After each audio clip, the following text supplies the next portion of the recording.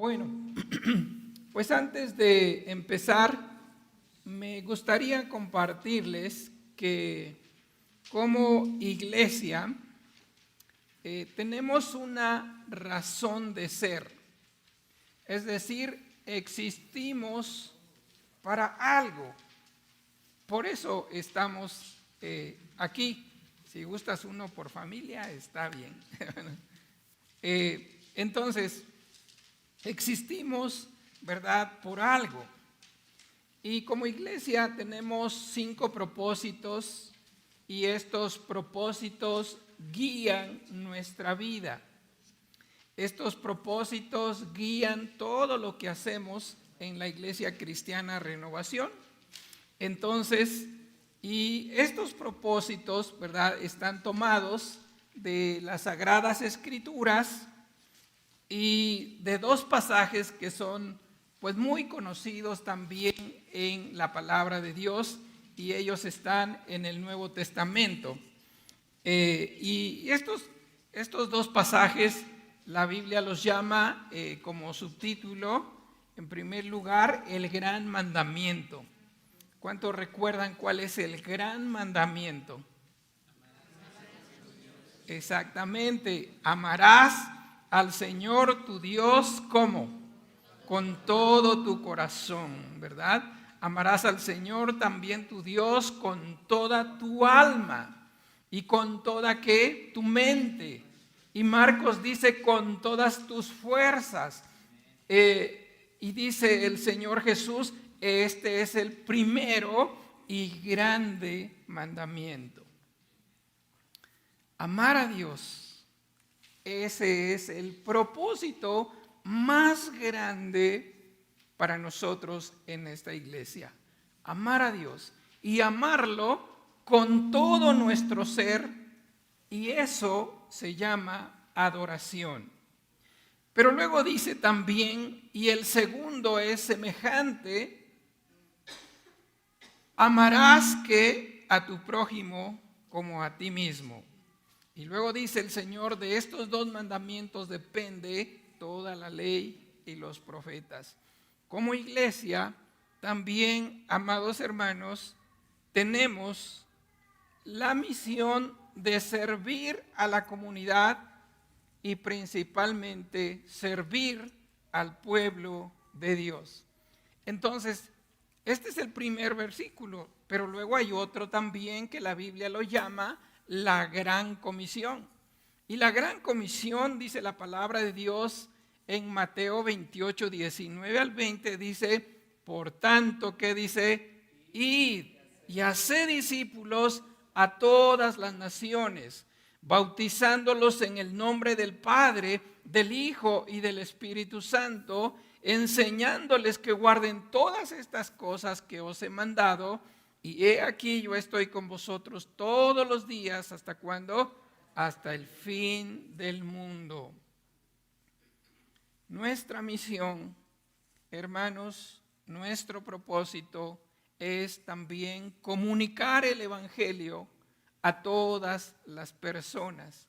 Y este año tenemos como propósito compartir el Evangelio con 3 familiares, amigos, gente que conocemos, compartirle el Evangelio, pero también la palabra de Dios dice que debemos hacerlos discípulos de Cristo. Entonces, nuestra misión como iglesia es compartir el Evangelio, sí, pero también discipular al pueblo de Dios, a los que acepten a nuestro Señor Jesucristo como su único y suficiente Salvador, enseñarle las verdades de la Biblia. Entonces, ese es nuestro propósito. Y luego dice que los debemos bautizar, es decir, los debemos añadir también a la comunión de la iglesia. Entonces, como iglesia, amados hermanos, tenemos estos propósitos. Número 1, adorar a Dios. Número 2, comunicar el Evangelio. Número 3, discipular al pueblo de Dios. Número 4, fomentar la comunión en el pueblo de Dios. Y número 5, servir a la comunidad y principalmente al pueblo de Dios. Estos son los propósitos que nos guían como iglesia. Estos son los propósitos que regulan todo lo que hacemos.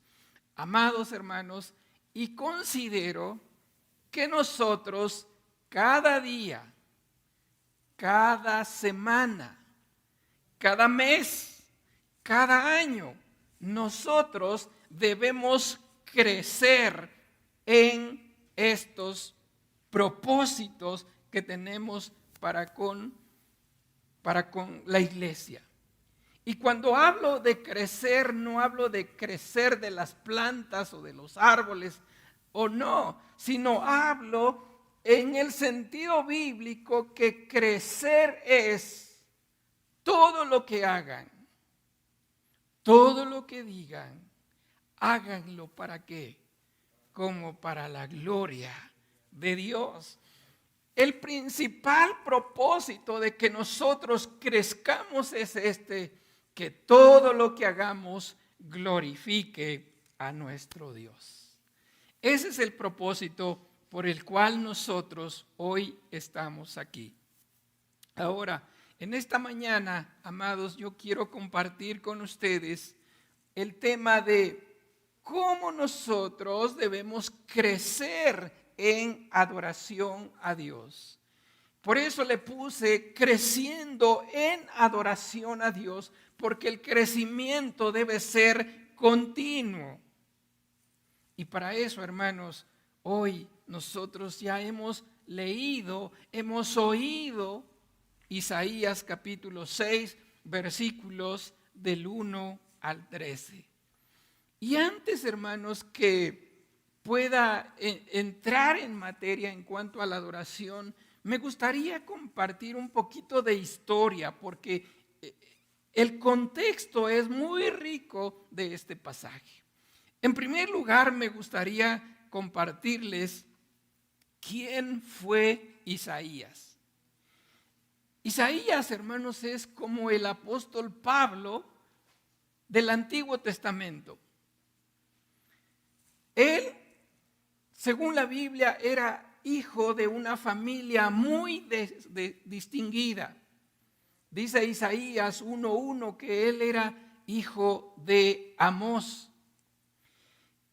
Y al ser hijo de una familia muy distinguida, su educación en las cosas tanto materiales como espirituales, hermanos, su educación era un hombre muy capaz en todo.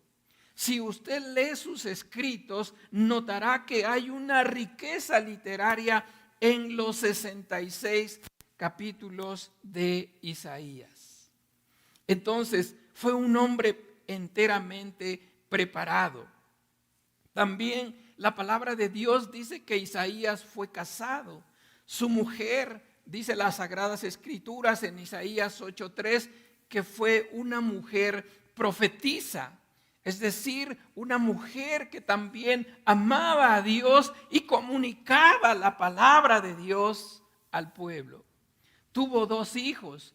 Sus 2 hijos que tuvo, dice las Sagradas Escrituras, que tenían un significado bíblico, un significado que Dios le había dado para cada uno de sus hijos.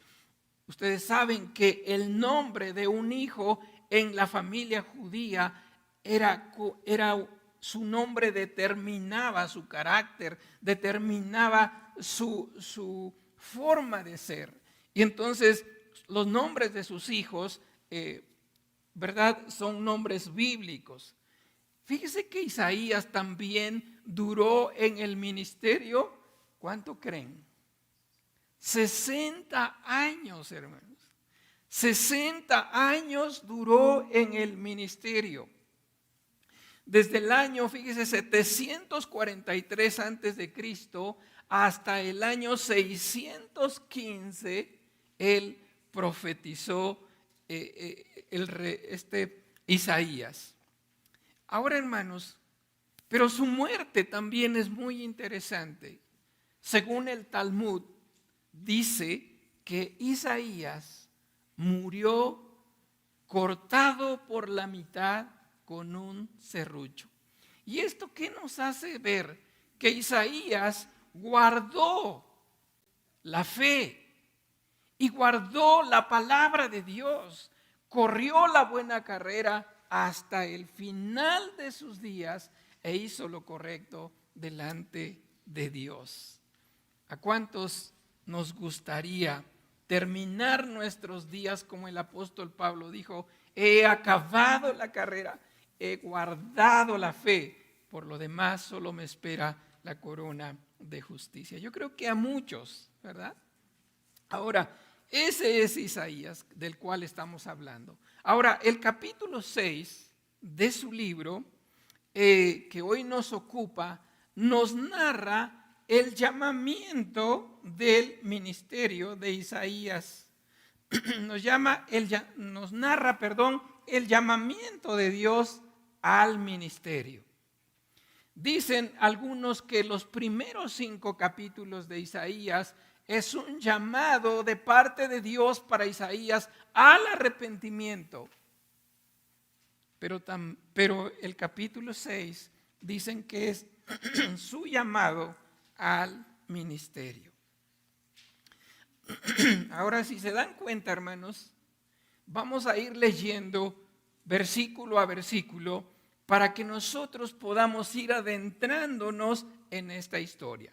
En el versículo 1 me gustaría que todos leyéramos. Por favor, lo puedes poner. Ahí está. ¿Lo leemos todos juntos? ¿Qué dice? En el año que murió el rey Uzías. Hasta ahí. En el año que murió, ¿quién? El rey Uzías. Ahora, déjeme contarle. Uzías fue uno de esos reyes de la nación de Israel que hizo casi todo bien delante de Dios. Casi todo bien. Y la biografía de él lo podemos leer en el segundo libro de las Crónicas, capítulo 26, del 1 al 23. La historia de este rey, fíjese que es muy, muy importante. ¿Por qué? Porque él comenzó a reinar desde los 16 años y su reinado duró 52 años. Pero fíjese que sucedió una cosa con él. Él hizo casi todo bien, pero me gustaría que pudiéramos leer el segundo libro de Crónicas, capítulo 26, versículos del 16 al 23. ¿Me ayuda a leerlo, por favor? Vamos a leerlo todos juntos. Dice la palabra de Dios del rey Uzías, todos juntos: mas cuando ya era fuerte, su corazón se enalteció para su ruina, porque se rebeló contra el Señor su Dios, entrando en el templo del Señor para quemar incienso en el altar del incienso. Y entró tras él el sacerdote Azarías, y con él 80 sacerdotes del Señor, varones valientes. Y se pusieron contra el rey Uzías y le dijeron: no te corresponde a ti, oh Uzías, el quemar incienso al Señor, sino a los sacerdotes, hijos de Aarón, que son consagrados para quemarlo. Sal del santuario, porque has prevaricado, y no te será para gloria delante del Señor Dios. Entonces Uzías, teniendo en la mano el incensario para ofrecer incienso, se llenó de ira, y en su ira contra los sacerdotes, la lepra le brotó en la frente delante de los sacerdotes en la casa del Señor junto al altar del incienso. Y él le miró el sumo sacerdote Azarías y todos los sacerdotes, y aquí la lepra estaba en su frente. Le hicieron salir apresuradamente de aquel lugar, y él también se dio prisa a salir, porque el Señor lo había herido. Así el rey Usías fue leproso hasta el día de su muerte y habitó leproso en una casa apartada, por lo cual fue excluido de la casa del Señor, y Jotán su hijo tuvo cargo en la casa real. Gobernaba el pueblo de la tierra. Amén. Y luego ahí dice, ¿dónde están los demás hechos? ¿Qué le parece, hermanos? Ahora mire, este rey, como le dije, hizo casi todo bien. Pero al final de sus días, su corazón se enalteció y terminó mal sus días. Pero este rey era como un ejemplo a seguir en la nación de Israel. Algunos comentaristas dicen que era un ejemplo a seguir para Isaías. Entonces, su muerte fue causa de luto nacional en Israel. Pero también su muerte y la forma en que murió y la forma en que terminó sus días fue un dolor emocional en el corazón de Isaías, como cuando alguien lo desilusiona. Y si quisiéramos sacar lecciones de esto, aquí vemos una gran lección para nuestra vida. Pon tus ojos en Cristo. El hombre desilusiona. No pongas tu esperanza, dice Dios, en el hombre cuyo aliento está en su nariz. Pon tus ojos en Cristo. Ahora, pero este Isaías, fíjese bien, hace algo que también es impresionante para nosotros. Cuando alguien lo desilusiona, o cuando fue desilusionado por todos estos hechos, él no abandonó la fe cristiana. ¿Se da cuenta? Él buscó ¿a quién? A Dios. Mi pregunta es, ¿alguien le ha desilusionado?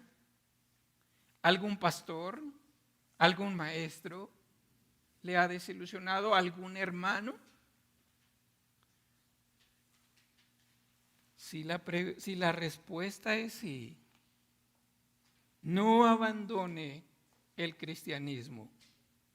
Es el momento preciso de buscar más de Dios. Ahora, en esa búsqueda, en el templo de Dios, fue donde Isaías tuvo esta visión.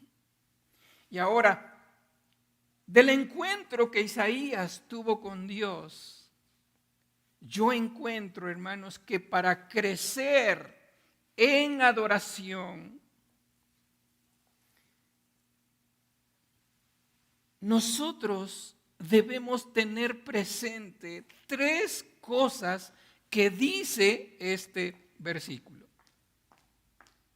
En primer lugar, para crecer en adoración, debemos tener una visión más real, una visión más bíblica, una visión más profunda de quién es Dios.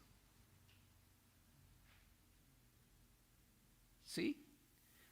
Si usted va a crecer en adoración y entienda por adoración gozarse con todo su ser en todo lo que es Dios y hace, si usted quiere hacer eso, gozarse en Dios con todo su ser, usted debe tener un conocimiento más profundo, más bíblico de quién es Dios. Ahora, fíjese bien en esto. ¿Quién es Dios? Vamos a leer Isaías, capítulo 6, del 1 al 3. Creo que lo tiene en su bosquejito en la Nueva Biblia de las Américas. ¿Quién es Dios? Dice la palabra de Dios: en el año de la muerte del rey Usías, vi yo al Señor sentado sobre un trono que dice alto y sublime, y la orla de su manto llenaba el templo. Por encima de él había serafines, cada uno tenía 6 alas, con 2 cubrían sus rostros, con 2 cubrían sus pies, con 2 volaban, y el uno al otro daba voces diciendo: Santo, Santo es el Señor de los ejércitos, llena está toda la tierra de su gloria. ¿Quién es Dios? ¿Quién es Dios? En primer lugar, escuche bien esto: Dios es el Señor. Dios es ¿quién? El Señor. Esta palabra en hebreo es Adonai.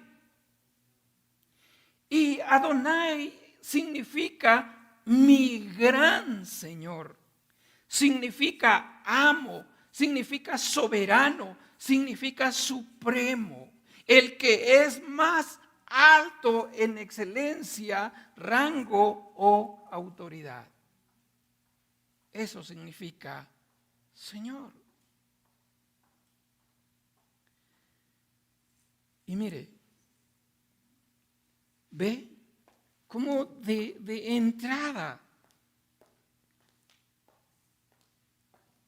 la palabra de Dios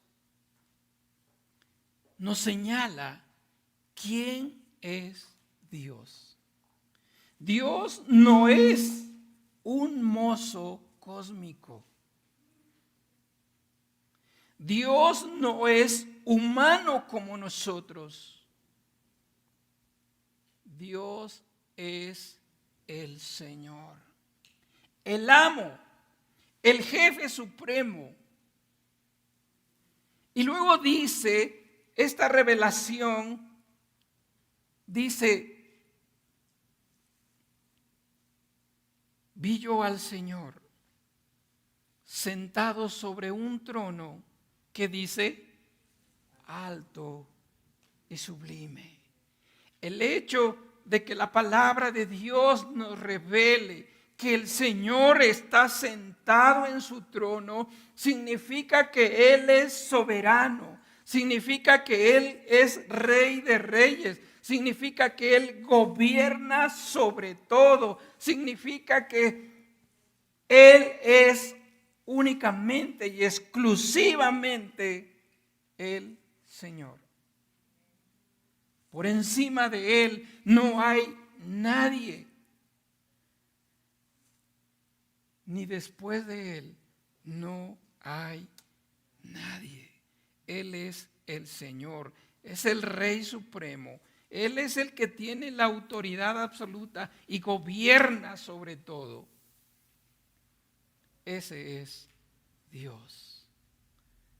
Entonces, amados hermanos, si usted quiere adorar a Dios, quite de su mente que es un diosito, que es un mocito cósmico, que es como una maquinita donde yo echo una moneda, ¿verdad? Y Él seguramente me va a devolver más monedas. No, amados, Dios es el Señor, Dios es el Rey, Dios es soberano, Dios es majestuoso, Dios es glorioso, Dios es altísimo, Dios es sublime, Dios es excelso, infinitamente superior sobre toda su creación. Dios es altísimo. Él es el Señor del cielo y de la tierra, infinitamente por encima de cualquiera de sus criaturas. Pero luego sigue diciendo: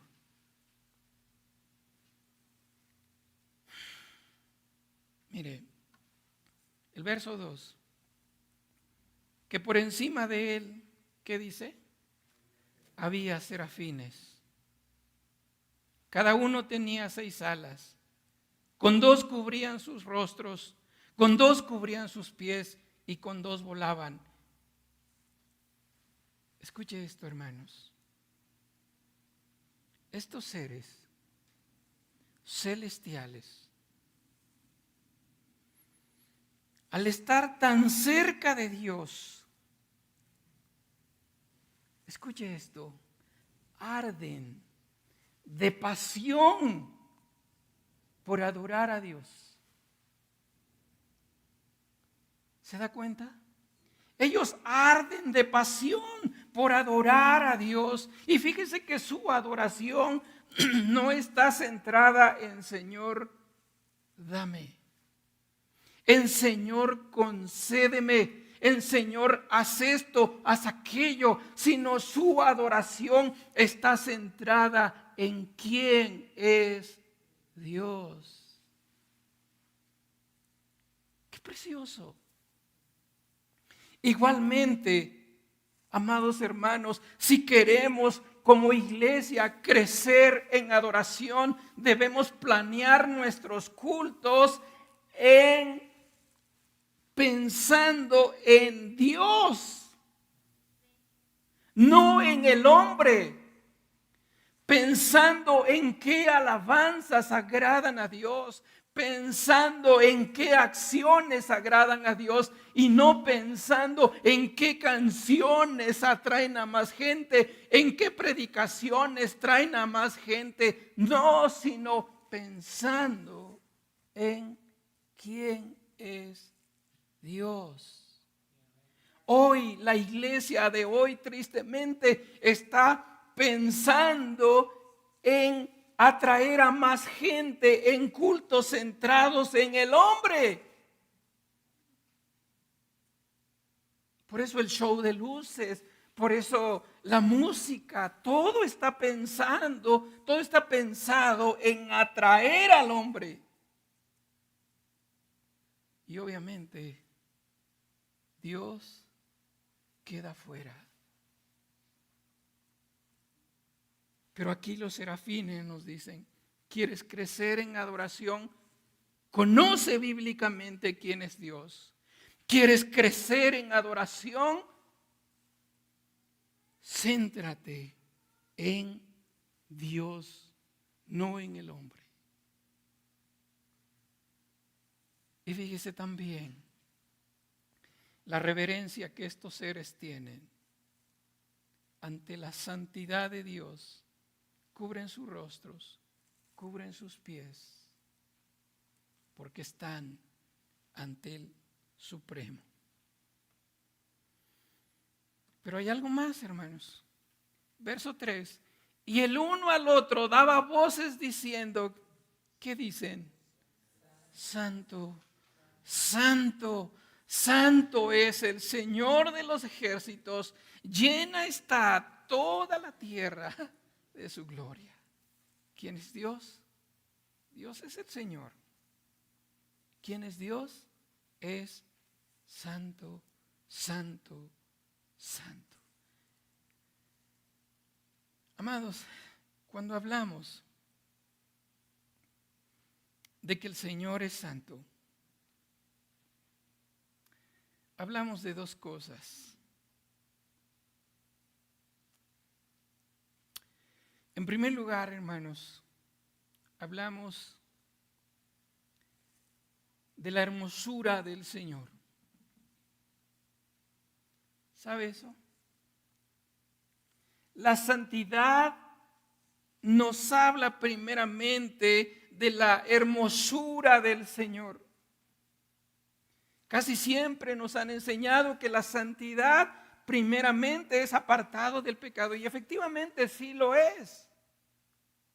Pero este texto no resalta únicamente que Dios es separado del pecado, sino que resalta la infinita belleza y la excelencia de la naturaleza de Dios. Porque la santidad de Dios, hermanos, es el resplandor de todos los atributos de la divinidad, porque es como si penetrara, dice, en los demás atributos y les diera brillo a su esplendor. Amados, nuestro Dios es hermoso. Nuestro Dios es sublime, es majestuoso. Nuestro Dios, no hay simple y sencillamente nadie como nuestro Dios. Es más, déjeme decirle, ni aun los serafines que están ahí, que son creación de Dios, no son santos como el Señor. Porque la santidad de Dios es intrínseca, es su naturaleza ser santos. Si Dios volteara su rostro de esos seres que viven y que arden de pasión y en adoración por estar cerca de Dios, si Dios volteara su rostro, esos seres se volverían demoníacos, como los ángeles que se rebelaron contra Dios. No hay santo como nuestro Dios. Aún esos seres reciben la santidad de Dios. No hay nada en la creación que se compare a la santidad de Dios. Nosotros también recibimos la santidad de Dios. Nuestro Dios es santo, es hermoso, es glorioso, es sublime, majestuoso en belleza y en santidad. En segundo lugar, si queremos crecer en santidad, hermanos, debemos tener estos conceptos de a quién adoramos, a qué venimos a la iglesia. Adorar a Dios. Ser santo también significa, hermanos, pureza absoluta. La Biblia dice que Él es 3 veces santo. ¿Por qué? Porque en Él se halla la suma de todas las excelencias morales. Él es pureza absoluta. Separado de todo lo profano y pecaminoso, separado de toda inmundicia. Primera de Juan capítulo 1, verso 5 dice que Dios es luz y no hay ninguna tinieblas en Él. Amados hermanos, entonces, ¿queremos crecer en santidad? Aprendamos bíblicamente quién es Dios.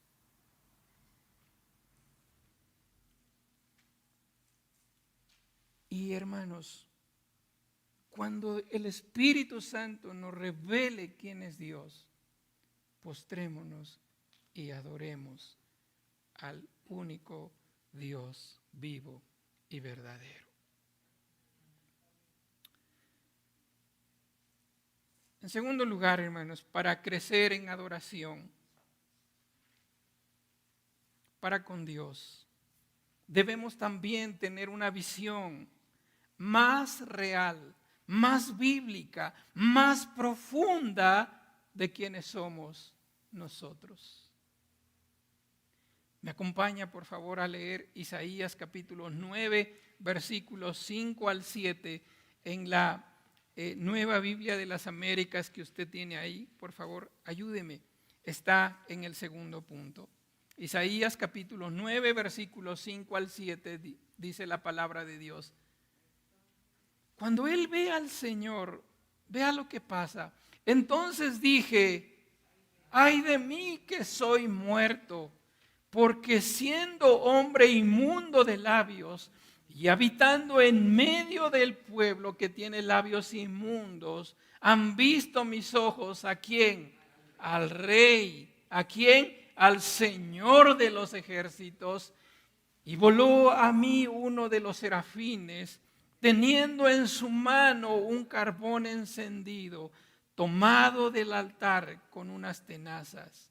Y tocando con él sobre mi boca, dijo: he aquí que esto tocó tus labios y es quitada tu culpa y limpio, ¿qué dice? Tu pecado. Amados, que tu meta en este año sea acercarte más a Dios. Porque cuando te acercas más a Dios, no solamente entiendes quién es Dios, sino también entiendes quién eres tú. ¿Quiénes somos nosotros? Cuando ves la santidad de Dios, de verdad que es entonces cuando puedes ver cuán pecaminosa es tu vida. Si tú no te acercas a Dios y no puedes ver la santidad de Dios, tampoco podrás darte cuenta cuán pecaminosa es tu vida. Entonces, ¿quiénes somos los cristianos? En primer lugar, no somos libres de pecado. Tristemente, usted peca, yo peco. Y es un dolor horrible que se siente siempre que le fallamos a Dios. Y parece ser que a veces es inevitable. Y a veces lo único que queremos es no ofender a Dios. Pero tristemente, a veces con un pensamiento, a veces con palabras, ofendemos a Dios. Dice la palabra de Dios en Juan 1:8, en la Nueva Traducción Viviente: si afirmamos que no tenemos pecado, lo único que hacemos es engañarnos a nosotros mismos y no vivimos en la verdad. Somos cristianos que no estamos libres todavía del pecado. Pecamos. Pero que esto no sea un consuelo, hermanos. Que esto no sea una justificación para ni siquiera tomar en cuenta nuestros pecados.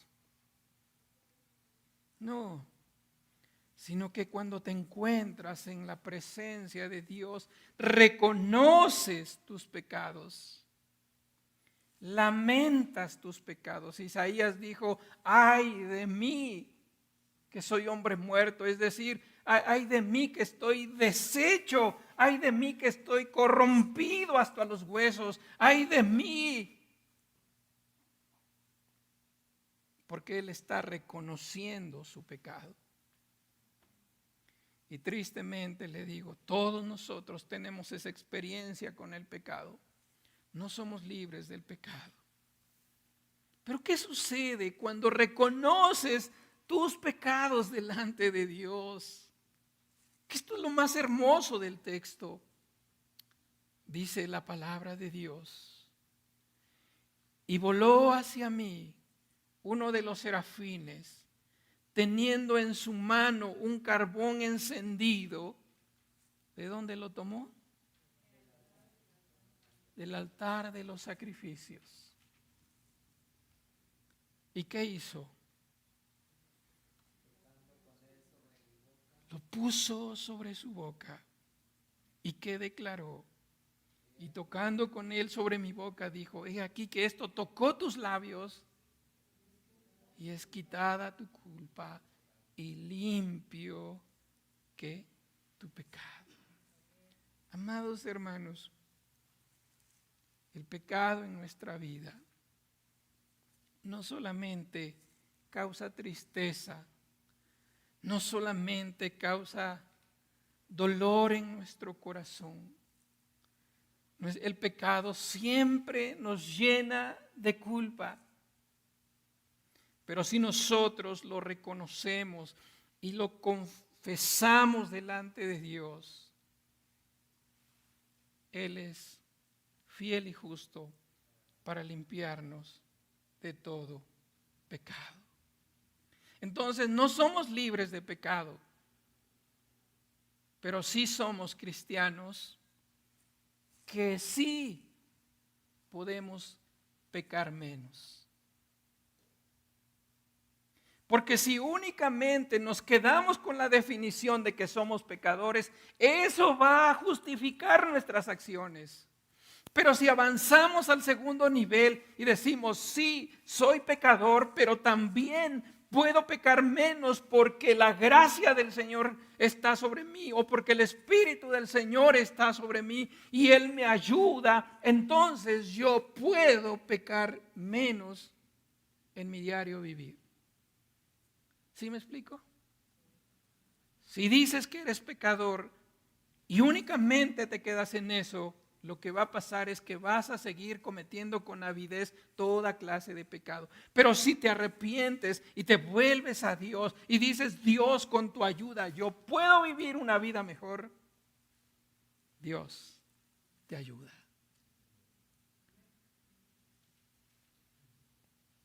¿Por qué nos ayuda Dios? Mire, en el primer libro, la primera carta del apóstol Pedro, fíjese lo que dice ahí. Pedro, apóstol de Jesucristo a los expatriados en la dispersión, en el Ponto, Galacia, Capadocia, Asia y Bitinia. Y luego dice, elegidos según el previo conocimiento de Dios el Padre, en santificación del Espíritu Santo para obedecer y ser rociados con la sangre de Jesucristo. Gracia y paz sean multiplicadas.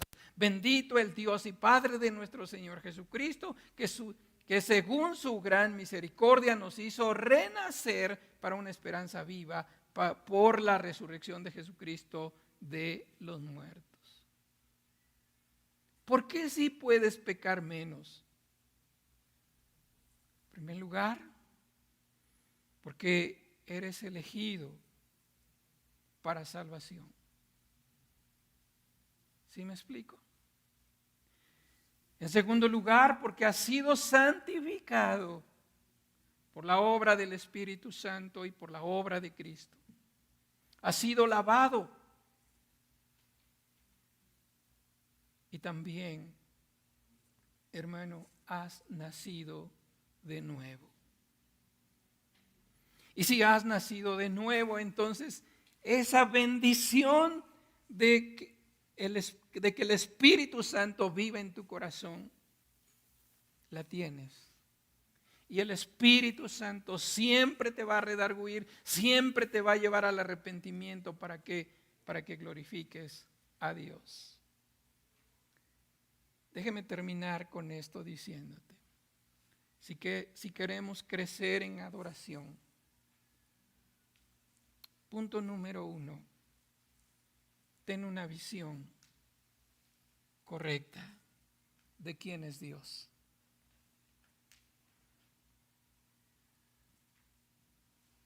Hay un libro que como iglesia tenemos, los atributos de Dios. No lo dejes de estudiar y de enriquecerte. Si quieres crecer en adoración, enfócate en Dios. Que tu adoración sea centrada en Dios. Si quieres crecer en adoración, también debes tener un pleno conocimiento de quién eres tú. Si es cierto, somos cristianos que todavía pecamos, pero también es cierto que somos cristianos que por la gracia de Dios y el poder de Dios podemos pecar menos, porque somos elegidos, santificados, rociados con la sangre de Jesucristo, que somos renacidos de nuevo. Déjame ilustrarte esta verdad.